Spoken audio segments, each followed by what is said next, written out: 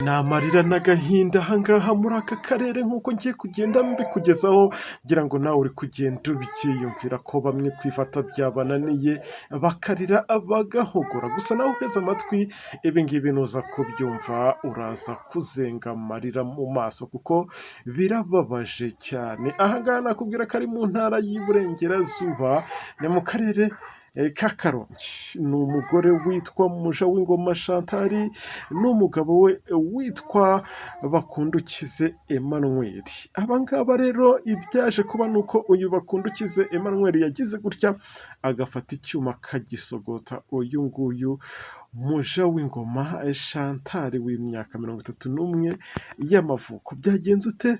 Yamuhoraga iki? Wowe ntega amatwi, mu kanya gato tugiye kumarana turagerana ku musozo wayo wasobanukiwe neza ibyabereye aha ngaha, nk'uko twagiye duhabwa n'amakuru n'abaturanyi b'uyu muryango, aho bagiye bavuga byinshi nk'uburyo bagiye batubwira ko ngo banabanaga mu buryo butemewe n'amategeko n'ibindi byinshi ngiye kugenda nkubwira. Mbere yuko mbikubwira reka nkubwire ko YouTube channel yanyu ari nayo yacu ikiri yayindi, izina ntabwo ryahindutse, ni Subiza TV. Aha niho mukura amakuru aba yizewe kandi amakuru aba agezweho.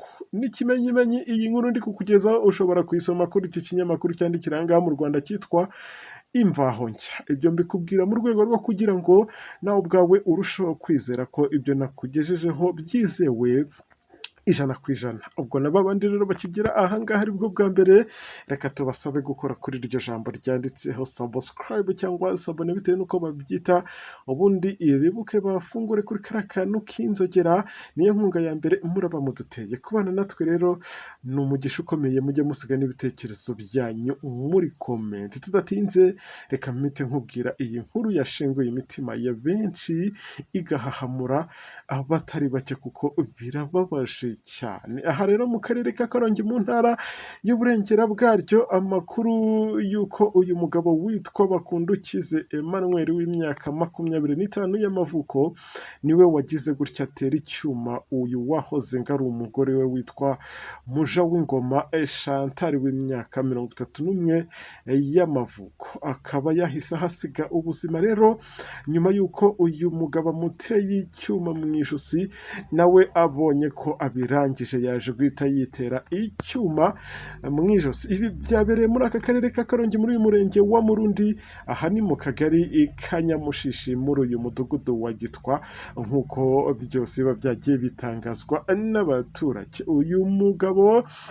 witwa Bakundukize Emmanuel, nkurikije ubugome yakoreye uyu mugore, n'undi wese yamuvutsa ubuzima, kubera ko ibi ngibi benshi bakomeje bavuga ko ngo byabateye ubwoba. Ariko kandi nubwo ibi byose byabaye, nakubwira ko aba ngaba ngo babanye igihe kingana n'umwaka wose mu buryo butemewe n'amategeko, nyuma biza kunanirana nyine birangira banatandukanye. Ubwo uri kwibaza uti yamwishe ute? Nibyo ngiye kugenda nkubwira wumva uburyo uyu yarenze ihohoterwa akagera aho amuvutsa ubuzima. Amakuru y'uru rupfu rero rwa Mujawingoma Chantal yemejwe n'umunyamabanga nshingwabikorwa w'uyu murenge wa Murundi, akaba yitwa Niyonsaba Siriyake, aho yakomeje avuga ko ibi ngibi uko byagenze, yakomeje agira ati yego nibyo ibi ngibi twabifashe nk'akaga gakomeye ndetse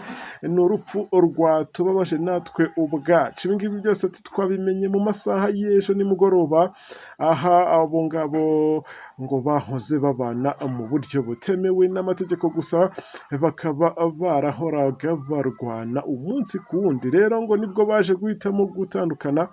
Akomeza avuga ati nibwo ejo ubwo uyu Mujawingoma Chantal yari ari mu murima ari guhinga, ubwo yari ari mu murima ari kumwe na nyina, bari bari mu murima w'imyumbati, dore ko ngaha ngaha bari baturanye n'uyu nguyu wahoze ari umugabo we, cyane ko ari nko muri metero 50 gusa. Uyu Bakundukize Emmanuel rero nibwo ngo yaje kubaca iryera, biza kurangira uyagize gutya aravuga ati n'ubundi twaratandukanye kandi twatandukanye nabi, reka nkwereke uko intama zambarwa. Uyu Bakundukize Emmanuel nibwo ngo yamusangaga muri uyu murima w'imyumbati agahita atangira kumukubita.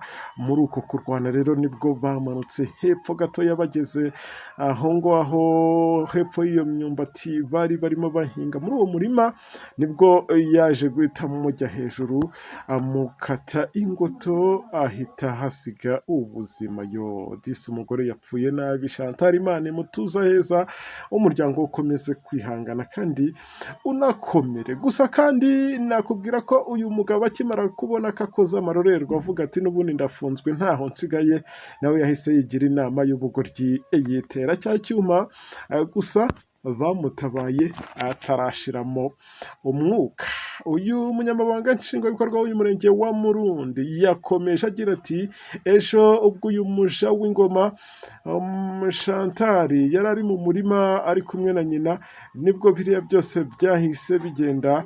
Akomeza avuga ko nta kintu ubazi kuri uwo mugore wahoze ari umugore we, nk'uko byagiye bigaragara. We bakomeza banagaragaza ko aba bakimara guhitamo gutandukana, uyu mugore yahise ajya i Kigali, ariko mu kujya i Kigali nyine byaranze. Mu kwanga ni nabwo rero uyu nguyu yaje guhita agira gutya, aragaruka yigira iwabo kwa se na nyina, ariko ngo uyu yakomeje kugenda amugendaho umunsi ku wundi, cyane ko uyu munyamabanga nshingwabikorwa w'uyu murenge wa Murundi Niyonsaba yakomeje atangaza ko nyuma y'uko bamenye ko ibi byose byabaye bihutiye gutabara bahagera, ariko byarangiye ari nabwo uyu bahise bamujyana ku bitaro, ariko bakaba bari kumucungisha ijisho kugira ngo bashe kuba yazanzamuka, nawe bahita bamuta muri yombi. Ubwo nyakwigendera nawe yaje guhita ajyanwa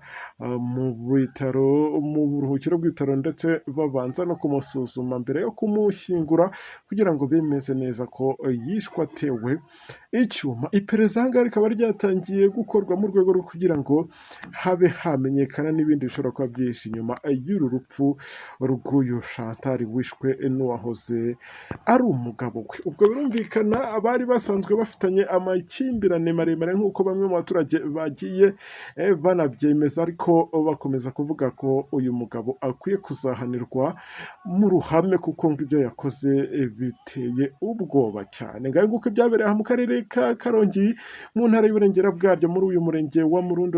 Reka nshimire wowe twabanye muri aya makuru, nizera ko usobanukiwe neza uko ibi byose byagenze. Nyakwigendera Imana imutuza heza, abasigaye nabo bakomere kandi ibihangane. Namwe ndabashimiye, mwakoze cyane. Dusubire mu kanya. YouTube channel iracyari yayindi ni Subiza TV. Aha ni umukuru amakuru aba yizewe, amakuru abagezweho. Ndabakunda cyane kandi murambifuriza ibyiza, kandi Imana muri komeze ibashyigikire, munsigira n'ibitekerezo byanyu muri komenti. Ciao ciao.